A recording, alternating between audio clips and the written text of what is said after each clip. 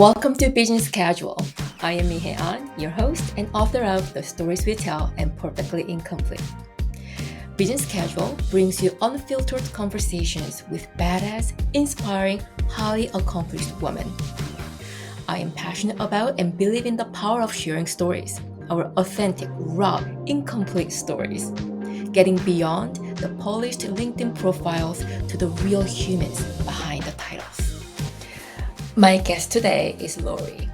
She has a PhD in Anthropology and she is an entrepreneur. Laurie is actively applying the learnings from her study in anthropology to her entrepreneurial journey. Some key takeaways from our chat include our career can be very much not straightforward, and there are many learnings to be gained through that winding journey. We can have and pursue various interests in life. It doesn't have to be one or the other. Anthropological insights can provide valuable perspective on human behavior and community dynamics. I appreciate today's conversation so much, mainly because of how openly Laurie shared her experiences around both highs and lows of career. And I loved hearing about her passion and vision for creating meaningful change through sustainable fashion. I enjoyed our conversation so much. I hope you enjoyed as well. Hi, Laurie. How are you? I'm doing so well. How are you? Doing good, thank you. Appreciate the time. Really, really appreciate the time. Time is most precious resource, so thank you. Absolutely. Absolutely. My pleasure. Yes. We got introduced through Sean, amazing person, through Sean, and I heard so many good things about you and all the work that you have done with him and also outside of Tree Frog. And of course, I looked you up on LinkedIn. And so many different things that you are involved with and you started. One thing that really caught my attention is your educational background. Anthropology, eh? Yeah. I That spent a is long so time. fast. Yes. Can you please share a little bit about that? Like, what got you hooked for that subject matter and got PhD? Yeah, absolutely. When I was a kid, there was a couple different things I wanted to be. One of which was Indiana Jones. Oh, And I thought that was like a viable career path for me. Another thing I wanted to be was a fashion designer. yes. Or the default was kind of a photographer for Natural Geographic. That was my, one of the things that really was interesting. So Different. yeah, just like really, really vastly different career paths. But I ended up at York University in Toronto, and it was actually my first class on my first day where I was in this world-shaking class, and it was Introduction to Anthropology. The time it was being taught by an absolutely wonderful professor named Teresa Holmes, and I felt like for the first time in my life that I had found a home. And so they said, anthropology tends to draw people in from the margins that don't fit in other disciplines. Mm. And so that was my first day, and literally I changed my major, which had been psychology. I changed my major to anthropology, and that was it. I never left. And so I actually have had the opportunity to go on archaeological digs and satisfy that curiosity, and that's wonderful. I have a lot of respect for my colleagues in archaeology, but I stayed more on the social or cultural side of anthropology. Anthropology is sort of a number of different sub-disciplines within it. And I stayed at York for my undergrad, and then went off to Western in London, Ontario, and was able to work with an excellent team there looking at Canadian multiculturalism policy and integration policy. We looked at it was called CIC, Citizenship and Immigration Canada at the time. It's now called IRCC. And I was looking at how policymakers use research in order to create nationally relevant policies. So if anyone's interested in like how policy gets done and how research plays a role in that, that's what my master's thesis looked at, all through the lens of a really fascinating project called the Metropolis Project, which is actually a global initiative to inform policy making on the immigration and integration side. So I spent, I guess, almost 2 years working on that. And it was really, really fascinating, and ironically has come up so many times since I actually did that work. It's still bearing fruit in terms of relevance for my career and from what I'm doing now. And so then, like people do, I took a year off between doing the master's, and I actually, in the first round of applications I sent out for PhD, everybody rejected me. I didn't get one bite, and I thought, okay, well, maybe this is it. Maybe like I just not destined to do the PhD, and I should just give up and go and work. But I'm like, okay, well, I tend to be a little stubborn sometimes, and so I went back again and tried it for a second time. And the second time, I was further along in my research. I had a little bit more going for me in terms academically, and I'd published a few things in the student journals and been a bit more active in academia, and I got accepted everywhere I applied. Oh, And so I kind of had my choice as to where I should go, and I decided to come back to York because it was kind of my home school and close to my family. That was in 2007, if you can believe it. I spent 8 years working on the PhD. In the middle of that, I got married. I moved the house twice, and I had 2 kids. 8 years it seems like a really long time, but it actually, I think, was probably fairly swift in comparison to how many activities were kind of going on behind the scenes. So that is amazing. I mean, I think we hear quite often that behind people's success stories, there are always elements of when I was doing this, I got rejected this many times. It was not smooth journey to get to where I am. There were multiple bumps, and it sounds like you went through that too. oh, absolutely, absolutely, almost at every turn. That even the first time I applied to do the master's, I was completely rejected. So it's sort of, there's a year break in between each of the degrees because just things hadn't lined up yet. And so, it's been a bit of a theme. I think, it rejected the first time and just go at it. I tried to understand, okay, why is this happening? Why, and there's a tendency, or maybe a tendency to internalize that and say, well, maybe For there's something sure. wrong with me. Maybe I'm not good enough to do this.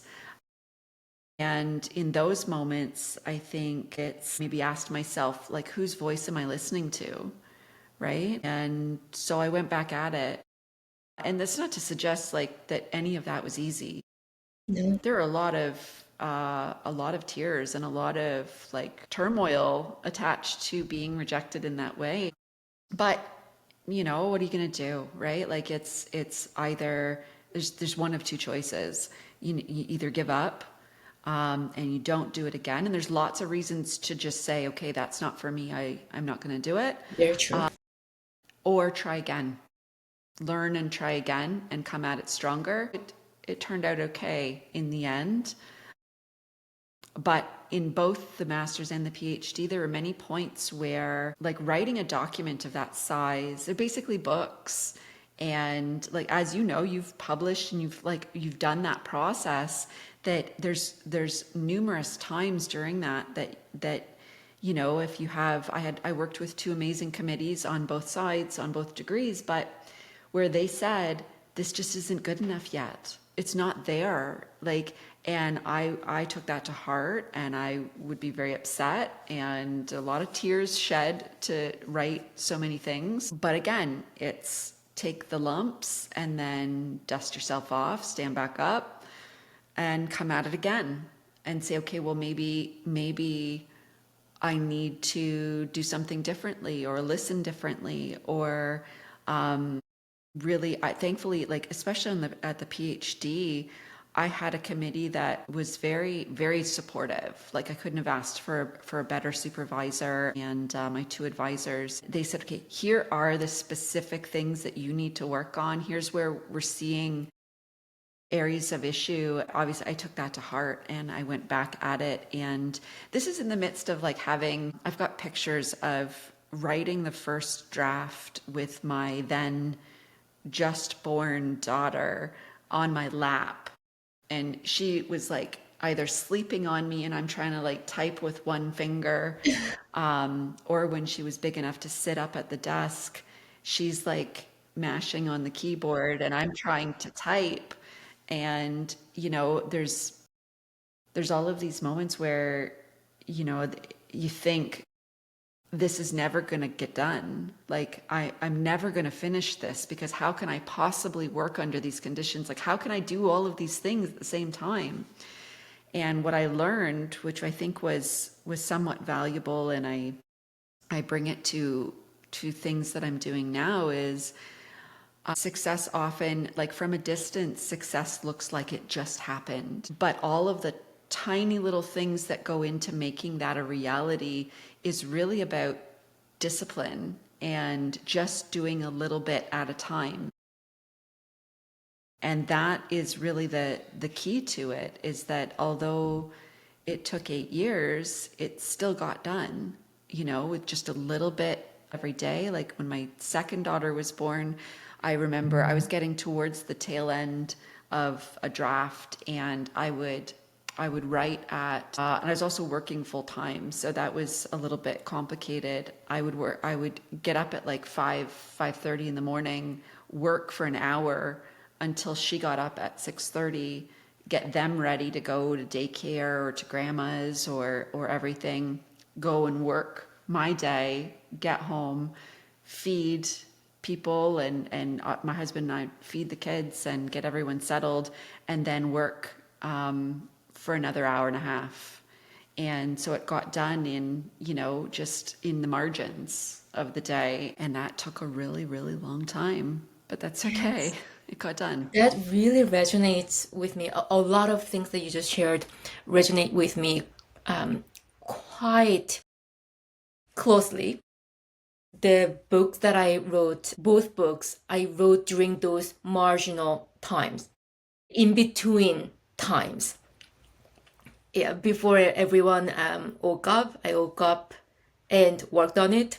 And after dropped my daughter off at like dance or gymnastics, wherever, and came back to car and worked on it in the car at night after putting her to bed, and after spending some time with my husband, and back to my home office and worked on it, and so on and so on. So yeah, I hear you and have huge respect for you. On You had vision in mind. You wanted to achieve certain things, and you made it work?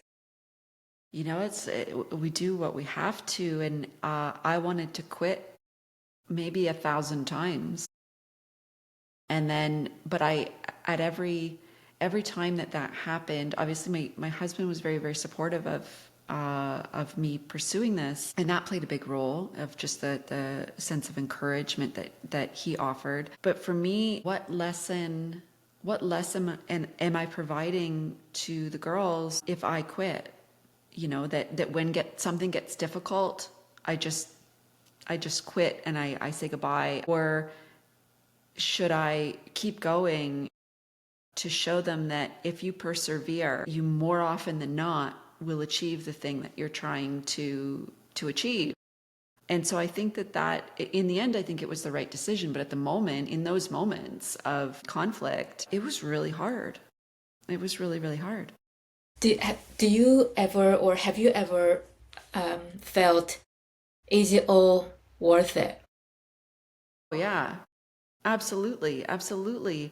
I think especially when, like, both in sort of the academic process of, you know, getting the education, but then even after that, trying to figure out, okay, how do I take all of this all these wonderful things that I've learned about the world. And anthropology is a very disruptive discipline. It is very much built on the notion of, look, there are other ways to see the world, other worldviews that matter and that have power if we broaden ourselves out and are willing to look and be curious and ask questions and try to understand.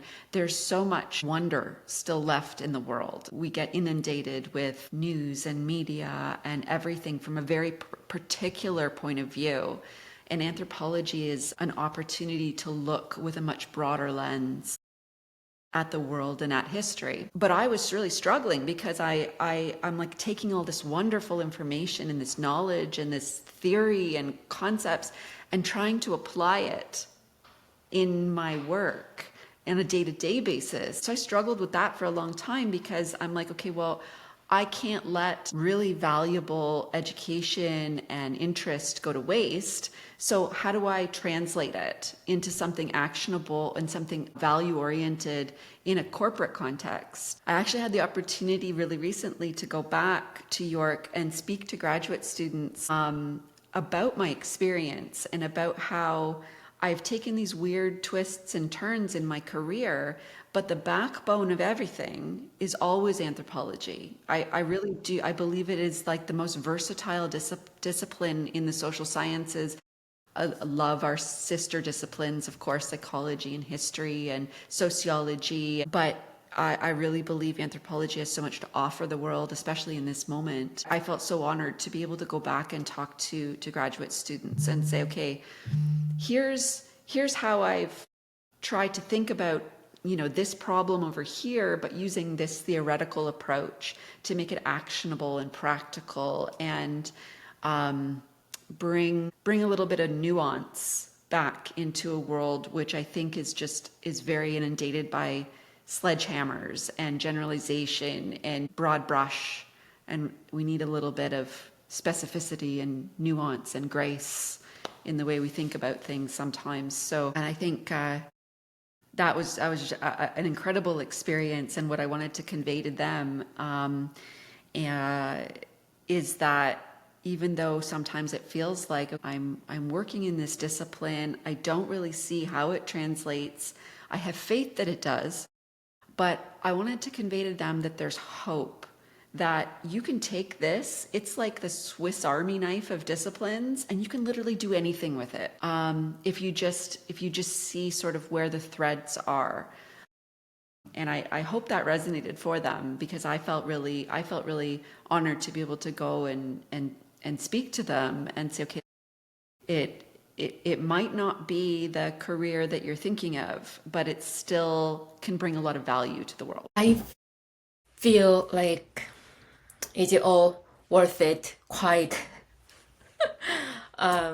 Yeah. And try to think about what value do I add by doing all these things? And sometimes I have doubt, that self-doubt continue to pop up, but let's try to stay grounded in the purpose that I think I'm living and the legacy that I'm trying to build. All the steps that I'm taking will lead to that as long as I'm taking intentional actions. So, yeah, and the stories that you shared with the students, I'm sure that resonated with them well, because we need to see people doing things, right? Making hard decisions and powering through. We need to see them. We need to hear them. So I'm sure that was powerful. The the studies that you did around the multiculturalism and immigration and so on were kind of the basis of your work now you're doing with the accelerator program. Would you see the connection there? Yeah, absolutely. With the accelerator, we've been really fortunate to work with we've been running two different programs, one for Ontario-based startups, tech startups, and then another for international startups that are looking to immigrate to Canada.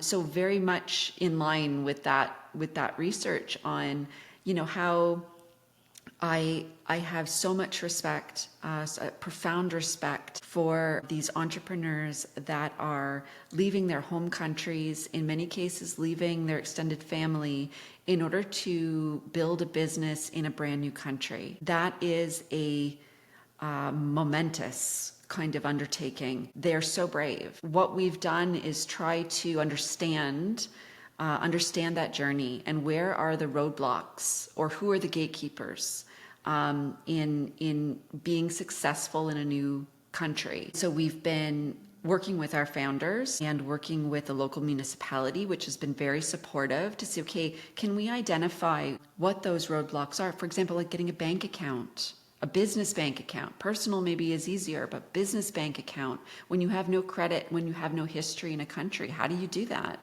Where do I live? How do I avoid predatory landlords that want a year's worth of rent up front? How do I avoid that? Where do I go? Who do I talk to? So we've been fortunate to work with the local municipality, the local chamber, our partners at York at Schulich School of Business, in order to kind of create this community of people that are facing similar challenges, not always the same, but similar, so that they can be a resource for each other, and we can also be a resource for them in many ways, acting as connectors in the ecosystem. The tech ecosystem in Ontario seems very vast, but is actually very small. Everybody sort of knows somebody who knows somebody, and it's very, very densely connected. If we can put people in touch with those right people who will help drive their business or are maybe the next step they need to take, that's what we do. So when I was doing the research, this is one of the things that I looked at is what are those barriers to coming to a new country and trying to establish yourself? And from a policy side, how can the government support that journey? What I've learned then and since is that it takes a public and private collaboration in order to make that happen. From a policy side, there are wonderful things you can do, but you also need organizations on the ground, as it were, that deal effectively with those challenges. And so it can't just be public and it can't just be private. It has to be the collaboration of the two working productively together in order to smooth out those barriers where you can. Get people established so that they feel like, okay, this is going to be my home now, and I feel like I've got a path forward. What's interesting is like the journey, like entrepreneurs are, we're a quirky bunch. So, if you put international entrepreneurs and regional Ontario-based entrepreneurs together, they face a lot of the same challenges, at least on a business building side. So it's been really wonderful as well to create those opportunities for connection. because that's Community like, matters, right? Community yeah, definitely matters. And think as a new immigrant, that lack of community when you first arrive, obviously you need to start from scratch, unless you come as a community, which rarely happens. The work that you do, in addition to very tangible tips and so on, like the bank account and whatnot. But in addition to that, I'm sure the benefits go way beyond those. The absolutely. psychological, yeah, safety and so on, I'm sure, yeah, impact is quite big. Even things like linguistic kind of peculiarities to English and Yeah. to English use, depending on where you are in Canada. We have this notion, we call it like an imagined community, right? That we are the one nation, but we're really one nation made of many smaller areas and groups.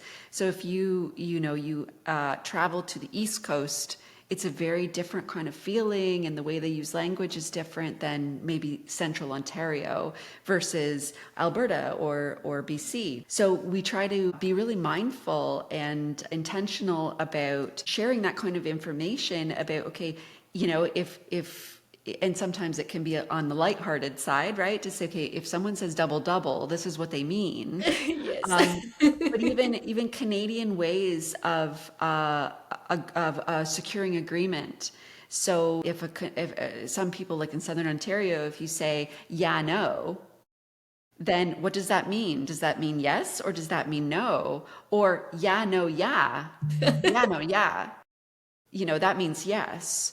Um, so like those kind of peculiarities, Yeah. we're very sensitive to. I once, when I was a teaching assistant at York, I had the most wonderful experience with a student. I said, and it's a turn of phrase that's really common, don't throw the baby out with the bathwater.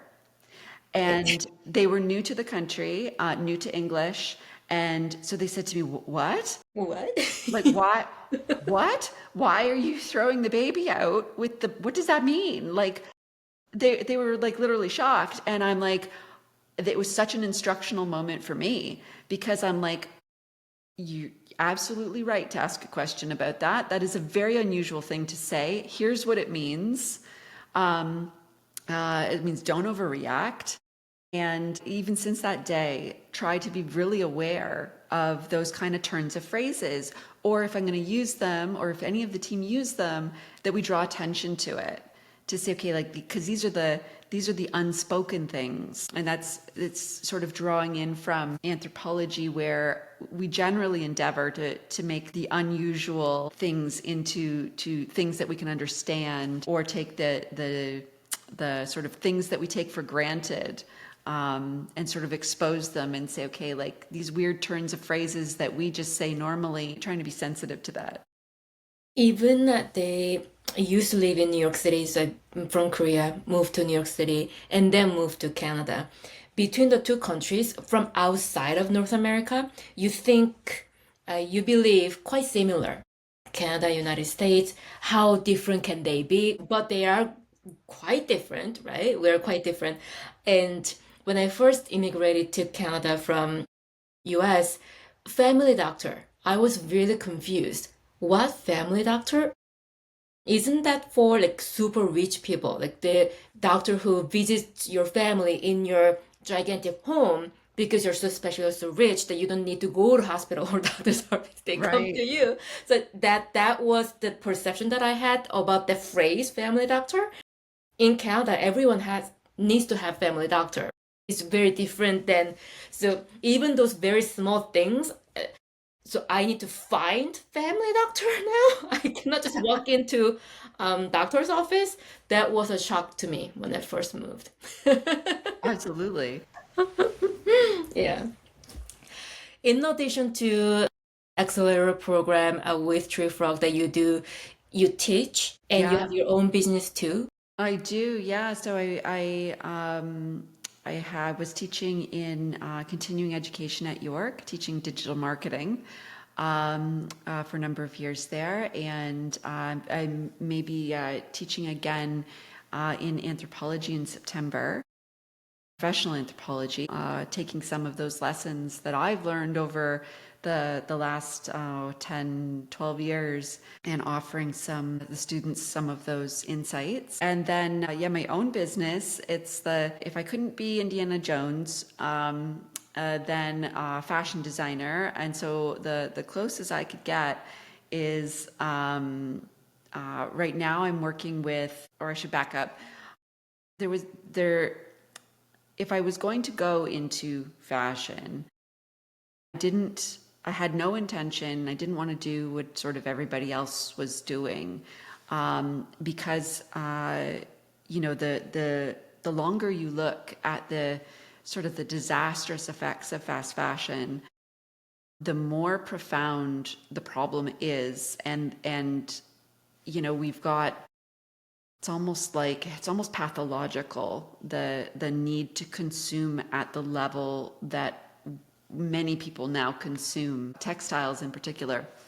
So I wanted to do something different. I wanted to do something that demonstrates that circular economy principles. So, keeping things in use longer, having a path to, it's called extended producer responsibility, creating something that as close as possible does no harm, but is still something beautiful in the world. And I came upon this particular material called Miram by a company in the US called Natural Fiber Welding. And it is absolutely fascinating. It's a plant-based leather with no plastics. So there's no polyurethane coating. And so at end of life, it will return to the earth with, That is amazing. No toxins, no lingering effects. And so this was really important to me when I started looking at how to build this business is, okay, how can I use Miram? Because I'm really excited about that product. And how can I build something that has that is built on, so we have a sort of principle or there's a body of literature in anthropology around the social life of things, like how things in particular circulate in the world. The first life of a consumer good goes to that original purchaser, but what does its second life look like? Or does it end up in landfill? So I really wanted to think about, okay, how can I ensure that these products have more than one lifetime? And then when it's time to say goodbye to them, that they do no harm. It's kind of like a cradle to cradle kind of approach. Yes. How can I support you in that journey? That sounds just so amazing and so right thing to do and totally aligned with my values. Would Oh, love to support you. that's amazing. We're really at the beginning of this journey. So we do have products. Actually, I've got, this is a super cute one. So it's like a little kind of like, I call it like it's like perfect to go to Wonderland with the kids, and it's your Right. phone and your wallet. It's got pockets. It's got obviously the snaps are not biodegradable, but they can be removed at end of life. So really versatile, crossbody, really cute. Well, And definitely purchase one. We are going on a vacation in the summertime, so we'll definitely purchase that one. Do you oh have yeah, any other products it, with you now? I've got and then so this is like Cute. a little half moon bag. And so when you touch it and you feel it, so I ask most people to do the most unusual thing when I hand them a bag. I say smell it, which some people kind of look at me a little weird when I say that. But so if you smell a vegan leather, a plastic, polyurethane based plastic, vegan leather, it has a smell, smells like plastic. These, no scent whatsoever. So especially if you are chemically sensitive, like I Yes. am, Me too. Yeah. yeah, that there's no smell. They are very super durable. I've been using one of the production pieces for 2 years now. And apart from a tiny bit of wear, it looks brand new. So, and I use my jeans. So it's like, Same here. it's traveled. It just came back from Calgary. It's like, it's been all over the place, and it looks just fantastic. It's not like the products, they don't feel like leather. They have the look of leather, but they are like 100% bio-based native plants. And there's one, well, I have 3 out of the 4 styles here. This one is probably my favorite because Oh, I love that. I love that one. it's so cute. Yes, it is. Yeah, a tiny little, I call it the Kelly bag. And it's got lots of space, really cute, long handle as well. And just kind of, Can I just go to the website and purchase? Where do I purchase? yeah, website for sure. So we're still very much in the awareness phase, and so that is definitely, we need all the help we can get in sort of getting the word out that, that next gen materials plus circular economy principles, there is a way to do this differently rather than fast fashion. And like the idea behind these was that hopefully the people that buy them will love them for 10 or more years, right? Like what we actually want to do as we go through this process is offer a resale program through Origin, where we can have purchasers resell their bags, take some of that profit back or as store credit, so that the bag then has a second life. Yes. And so Totally then aligned with that whole value system that you are believing in. absolutely. And I didn't want to build this in such a way that would it be fantastic if everybody wanted one of these bags? Absolutely. But the way I think about it more realistically is, look, I wanted to provide some better choices so that when someone's in market for a new thing, because we all have too many things, right? But when there's a specific use case, or you want something that's going to last, kind of like a statement piece or a kind of an instant classic piece, that this would provide a better alternative than a traditional vegan leather or even a leather bag, which have can be very durable depending on the leather, or can be very disappointing. So, and then of course, if there's environmental aspects to both the plastic vegan leathers and to traditional leathers, a very, very important environmental impact there to consider. Time flew. We need to wrap up, and I think we only scratched surface. This has been fantastic. I so appreciate the opportunity to share a little bit of my story, which is obviously still very much being written, and never know what kind of mischief I'll get into next. Thank you so much. I really enjoyed the conversation. Would love to grab coffee and talk to you in person at some point. Hopefully sometime soon. Yeah. To continue our chat. Oh, that would be amazing. Thank you. That's it for today. Thank you for tuning in. Please remember, you have more agency than you often realize. Choose your stories. I'll see you next time.